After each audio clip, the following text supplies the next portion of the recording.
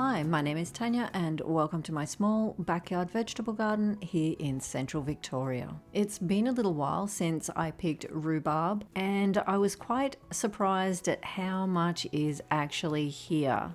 We've had some very hot and dry weather, and although I knew rhubarb to be heavy feeders, I didn't realize how much they enjoyed water. A fair bit of water, really. I have my soaking hose that waters this whole garden bed, my perennial vegetable bed here. It runs right through the middle of all this rhubarb that I shifted here just during winter. Actually, some of the crowns were planted down the other end. The rest I bought bare rooted during winter. So this is their first real growing season in the garden. I've been so surprised at how much they have produced in such a short amount of time, and really they haven't settled in for too long before producing such a good amount. It was this Sydney Crimson that was planted further down in the garden bed, and I have since added the Red Dragon and also the Giant Russian. Both I was lucky enough to find marked down at Bunnings, and that really has not set them back anything at all. I have since added another variety called Parker's Red, and I have 2 pots that I picked up for $2 each of a variety called Pink Champagne. I've been waiting for a little bit of cool weather to get the pink champagne planted in the garden. I also want to dig out the Sydney Crimson. Well, I had planned to. I'm not sure if I'm going to follow through with that because the Sydney Crimson does add a lot of rhubarb zing to the stewed rhubarb. Either way, once the cool weather is here, I will be doing some rhubarb jostling.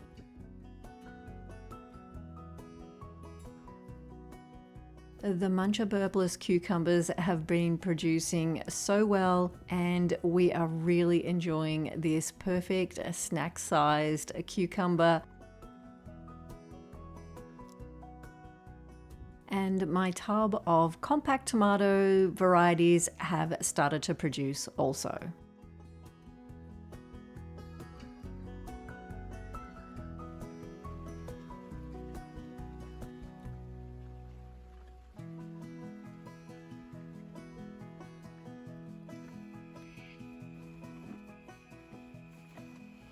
What a difference a day makes.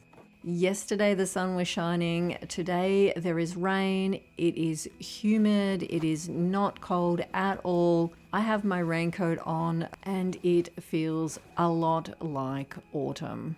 I have been waiting for a cooler day to get up in here and get this area tidied. There is a lot of leaves and seeds off my neighbor's tree that have dropped here in this little walkway. It does lead out to my back laneway, and I have been wanting to tidy up this wall and get it packed up so that it is easier for me to use in the garden. Get all these leaves picked up, but mainly I am wanting to get these capsicums sorted. We just had our last very hot day, which means that I can take down the fabric that I put behind to keep the radiant heat off the capsicums. It has helped immensely, and being a light colored fabric, the sun has reflected at the back of the capsicums, which has helped everything in the pots. Unfortunately, when I did come down and check on them, and being netted, you don't tend to check as much. All of the fruit that were there last week are now gone.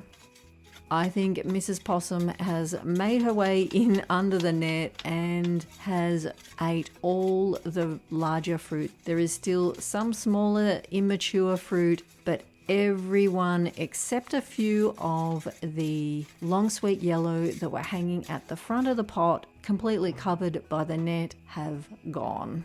It was only last week that I was thinking to myself that I should just come and pick all the green fruit and just be done with it. Just eat it green. And then I thought, no, I will leave them there to hopefully turn red.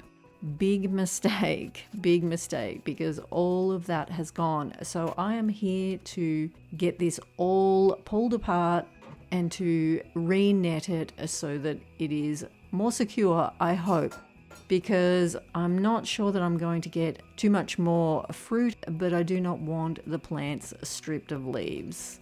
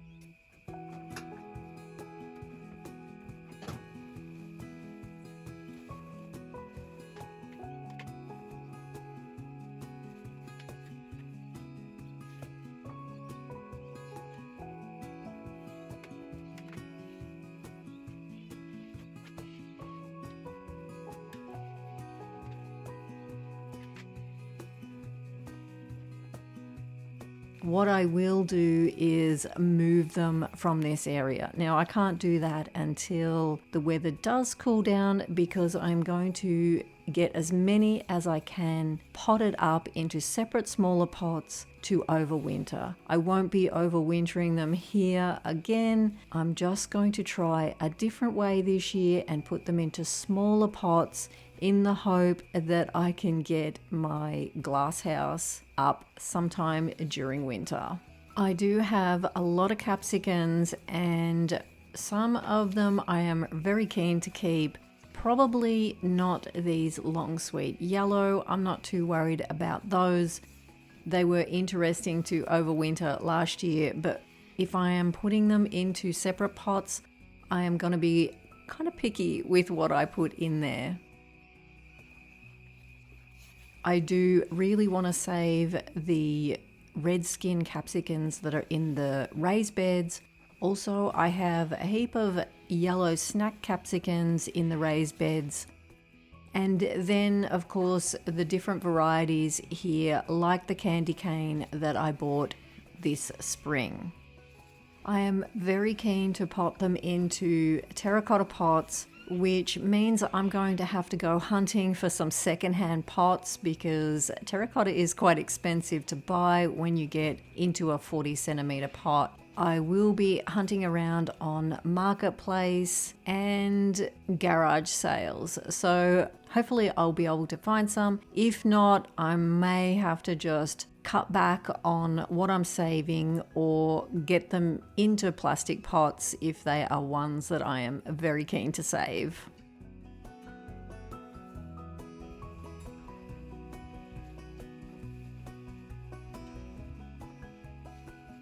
It has made an easy decision for me by Mrs. Possum eating the fruit off them. It means that I can get on and do this. I'm not worried about disturbing the fruit that's on them. And I do not want to leave it too late. I think last year, I would have to go back and look at the video where I shifted them, but I think that was probably a little late. To get them repotted, I do need to give them a prune back and then into the new pots while the weather is quite mild. And of course, somewhere to store them.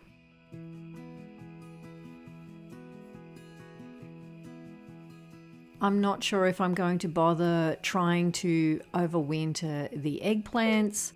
These three more compact plants that I bought during spring, there is a white, I think it's called Mini White, Slim Jim, and I bought Rosa Bianca. but the fruit is not turning out to be Rosa Bianca because it was meant to be a more rounded, small fruit. These look like the fruit that I grew last year, which was not that.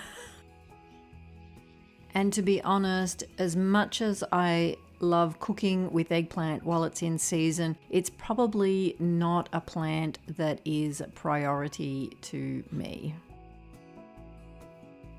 But I won't be getting rid of these tubs. They are perfect for growing in, and I will turn them back into my potato pots.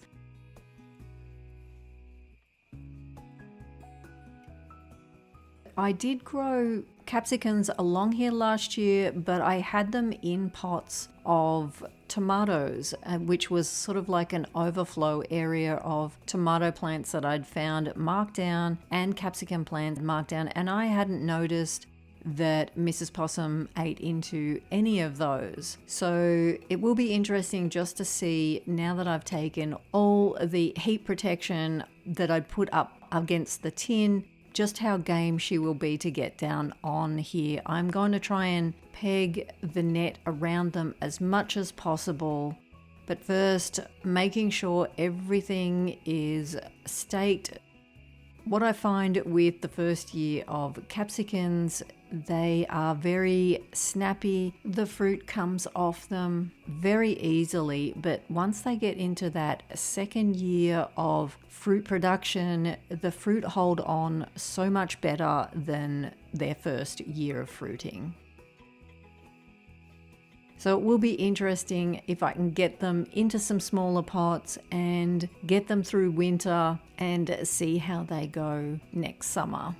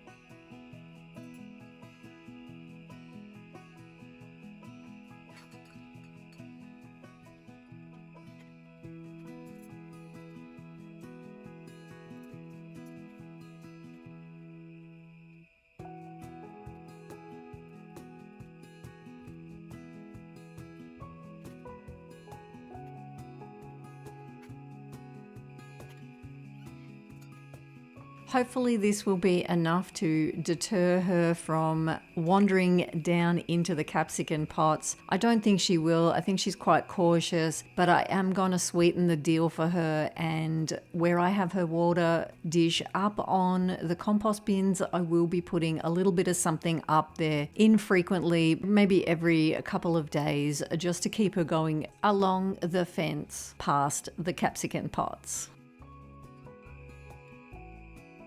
And it is very difficult to seal these off because they are round pots. I'm pegging at the back and then coming through and pegging at the front, but there are gaps in between the pots, so this may or may not work, but it is definitely worth a try because I don't want to come up and find a whole heap of leafless plants.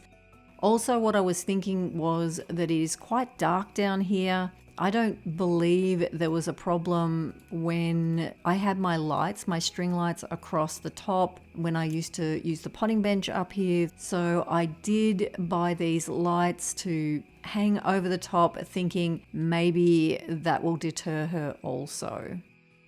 And as far as I'm concerned, can you have too many party lights? I don't think so.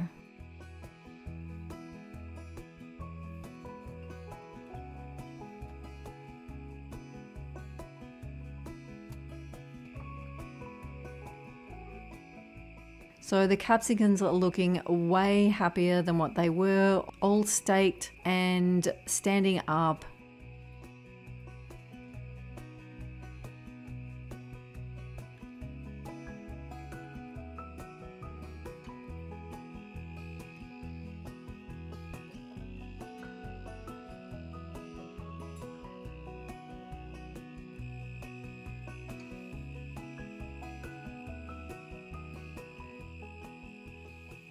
There is rain on leaves, so I am thinking that powdery mildew is going to be a problem in my future.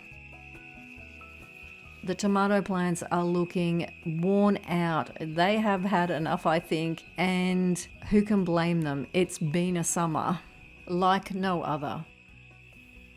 We've got scorch marks on these Tasmanian chocolate, and I should have saved the seeds to the vanilla marigolds.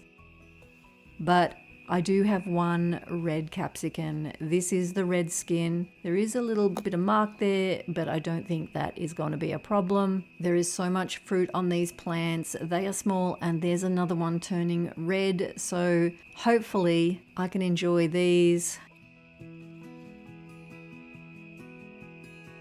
These are the Thai pink eggplants. And once this fruit gets moving, they will be coming out. I think I've earned this little tomato. I'm going to take it and enjoy it. So much fruit on these plants. They are such a giver.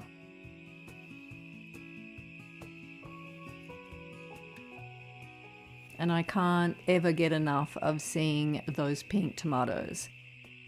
Spider alert, we've had an orb spider move into the pumpkin arch or the tomato arch, and she is a busy little thing. She remakes this web every night, and then the next morning it's in a different spot. It has been amazing to watch.